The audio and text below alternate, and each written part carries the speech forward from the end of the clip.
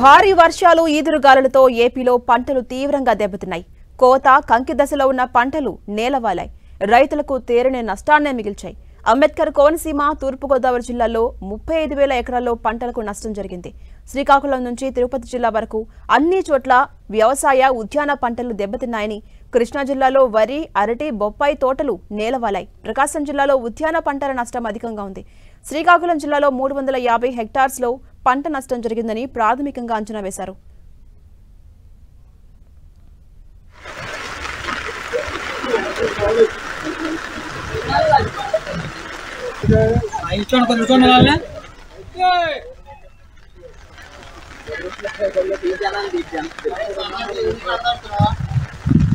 ఇక పెనంలూరులో పంట నష్టంపై మరింత సమాచారం మా ప్రతినిధి జయరాజ్ అందిస్తారు. జయరాజ్, ఝాన్సీ రాణి పెందాన్ తుఫాన్ అపార నష్టాన్ని కలిగించింది. ముఖ్యంగా రైతాంగం కన్నీరు మున్నీరుగా విలపించే పరిస్థితుల్లోనే చేతికొచ్చినటువంటి వరి పంట, వేలాది ఎకరాల్లో ఉన్న వరి పంట నేల కొరిగిపోయింది. ఎందుకు పనికి రాకుండా పోయేటటువంటి పరిస్థితి ఉంది. ప్రభుత్వం కూడా దీనిపైన ఇప్పటికే స్పష్టమైనటువంటి ఆదేశాలు జారీ చేసినప్పుడు కూడా నేల కొరిగినటువంటి పంటను చూసి రైతాంగం అంతా కూడా విలపించేటటువంటి పరిస్థితి. మొత్తం మీద రాష్ట్ర వ్యాప్తంగా వేలాది ఎకరాల్లో వరి పంట, పత్తి, చెరకు, అదేవిధంగా మిగతా పంటలన్నీ కూడా వాణిజ్య పంటలన్నీ కూడా నేల కొరిగినటువంటి పరిస్థితి ఉంది. ప్రస్తుతం మనం పెనంలూరు నియోజకవర్గం దగ్గర మొత్తం ఉన్నాం. ఈ నియోజకవర్గంలో దాదాపు వేలాది ఎకరాల్లో పంట పొలాలన్నీ కూడా ఇట్లా నేల కొరిగినటువంటి పరిస్థితి ఉంది. గంటకి 100 నుంచి 110 కిలోమీటర్ల వేగంతో వచ్చినటువంటి ఈదురుగాలుల నేపథ్యంలో కోతకు వచ్చినటువంటి వరి పంట ఇక్కడ ఎలా నేల కొరిగిందో చూడొచ్చు. దీని కింద నీరు ఉన్నాయి, నీటిలో నానేటటువంటి పరిస్థితి ఉంది. రాత్రి నుంచి కూడా ఇది నానుతున్నటువంటి పరిస్థితి. ఇది మొత్తం తడిసిపోయినటువంటి ధాన్యం ఎందుకు పనికిరానటువంటి పరిస్థితి ఉంది. ఇక్కడ చూస్తే ఈ వరి పంట ఈ విధంగా ఉన్నటువంటి వరి పంట గత కొద్ది రోజుల్లోనే ఇది కోతకొచ్చేటటువంటి స్థితిలో ఉన్నటువంటి ఈ వరి పంట మొత్తం ఇక్కడ చూస్తే ఎలా నేల కొరిగిపోయిందో. మొత్తం వందలాది ఎకరాలు, మొత్తం ఒక్క నియోజకవర్గంలోనే కొన్ని వందల ఎకరాల పంట కూడా చేతికొచ్చినటువంటి వరి పంట పూర్తి స్థాయిలో నేల కొరిగినటువంటి నేపథ్యం ఉంది.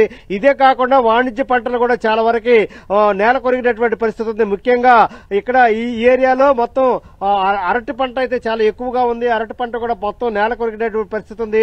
వేలాది ఎకరాల్లో వరి పంట, చేతికొచ్చినటువంటి వరి పంట మొత్తం నేల కొరిగింది. గత 3 రోజులుగా ఈదురుగాలులు, భారీ వర్షాల నేపథ్యంలో నానుతున్నటువంటి ఈ పంట పూర్తి స్థాయిలో తడిస్తుంది. తడిసిన ధాన్యాన్ని ఎవరు కొంటారు? గతంలో కూడా నవంబర్, డిసెంబర్ నెలలు వస్తే అక్టోబర్, నవంబర్ నెలలో భారీ వర్షాలు రావటం, చేతికొచ్చిన పంట నేలపాలు కావటం, మిల్లర్లు వీటిని అతి తక్కువ ధరకి కొనుగోలు చేసినటువంటి పరిస్థితి ఉంది.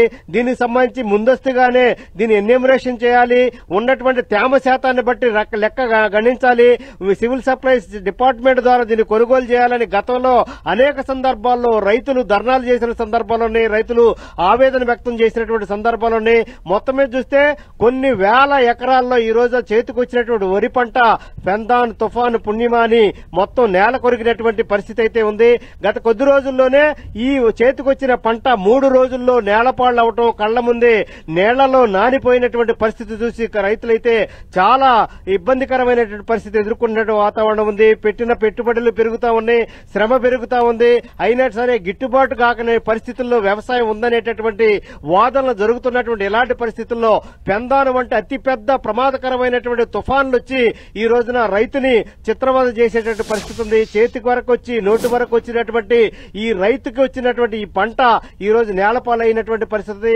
రాష్ట్రం మొత్తం మీద కొన్ని వేల ఎకరాల్లో ఇదే రకమైనటువంటి స్థితి ఉంది. చేతికి వచ్చినటువంటి పంట అంతా కూడా నేలపాలు కావడంతో రైతులు ఎవరికి చెప్పుకోవాలో, ఏం చేయాలో తెలియనటువంటి పరిస్థితి ఉంది.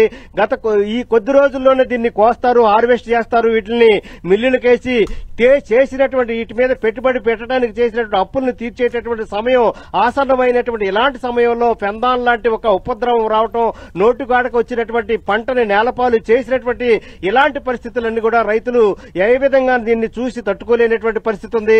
మొత్తం మీద చూస్తే కొన్ని వేల ఎకరాల్లో అరటి, చెరకు, అదేవిధంగా బొప్పాయి, వరి పంట, ముఖ్యంగా మెట్ట ప్రాంతాల్లో అయితే పత్తి కూడా పత్తి తీత తీసే టైం ఇది. ఈ టైంలో భారీ వర్షాలు, పెందాన్ తుఫాన్ రావడంతో ఎక్కడికక్కడ రాలిపోయినటువంటి పరిస్థితి ఉంది.